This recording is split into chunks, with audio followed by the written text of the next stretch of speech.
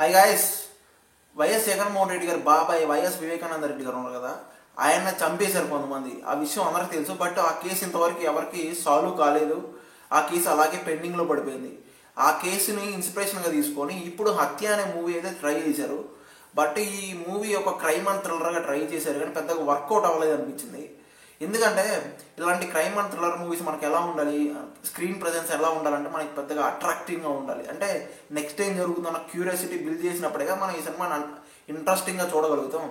అలా ఇంట్రెస్టింగ్ అనేది నాకు పెద్దగా వర్కౌట్ అవ్వాలని అనిపించింది. అంటే స్టార్టింగ్ కొంచెం బాగానే ఉంది, తర్వాత నుంచి ఇంట్రెస్ట్ పోయింది సినిమా మీద. అంటే పెద్దగా చాలా స్లోగా చాలా డల్గా డ్రైగా తీసుకెళ్తూ ఉంటారు, ఒక డ్రామాగా తీసుకెళ్తూ ఉంటారు. పెద్దగా వర్కౌట్ అవ్వలేదు అనిపించింది. ఎందుకంటే ఈ సినిమా ఆల్రెడీ థియేటర్లో రిలీజ్ అయింది, కాకపోతే చాలా మందికి తెలియదు, కొంతమందికి మాత్రమే తెలుసు. తెలిసిన వాళ్ళు చూసుంటారు. ఆ చూసిన వాళ్ళకి ఈ సినిమా ఎలా అనిపించింది కామెంట్ చేయండి. నాకైతే పర్సనల్గా చెప్తున్నా, నాకైతే యావరేజ్గానే ఉంది ఫ్రెండ్స్. ఎందుకంటే ఒక ట్రూ ఇన్స్పిరేషన్గా తీసుకున్నారనేది కాదు, కానీ ఎగ్జిక్యూషన్ కొంచెం ప్రాపర్గా లేదేమో. ఆ కేసే సాల్వ్ కాలేదు, ఇంకా ఈ కేసు ఎలా సాల్వ్ అవుతుంది అంటే ఇందులో ట్రై చేశారు, బట్ వర్కౌట్ అవ్వలేదు అనిపించింది. ఇంక ఇందులో పర్ఫార్మెన్స్ విషయం మాట్లాడాలంటే నాకు ఇందులో ఒకే ఒక క్యారెక్టర్ తెలుసు, కొంతమంది తెలుసు, భారతే పేరు తెలిసింది ఎవరంటే ధన్య బాలకృష్ణ గారు.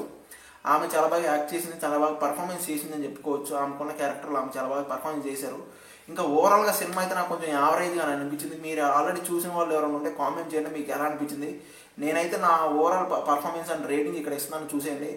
ఈ సినిమాకి ఈ రేటింగ్ కరెక్టా కాదా కామెంట్ చేయండి. అలాగే జెన్యూన్ మూవీ రివ్యూస్ అని మన ఛానల్లో వస్తూ ఉంటాయి. ఒక లైక్, ఒక సబ్స్క్రైబ్ కొట్టేసాను ఫ్రెండ్స్. Thank you.